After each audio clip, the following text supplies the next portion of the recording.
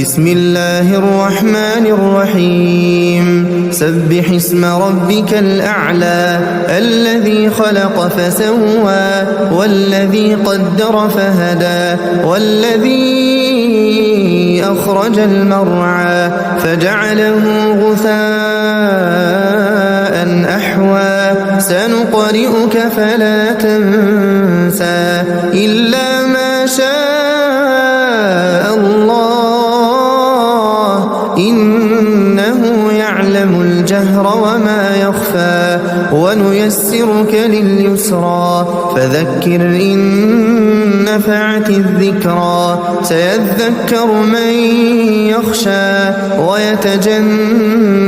الأشقى الذي يصلى النار الكبرى ثم لا يموت فيها ولا يحيا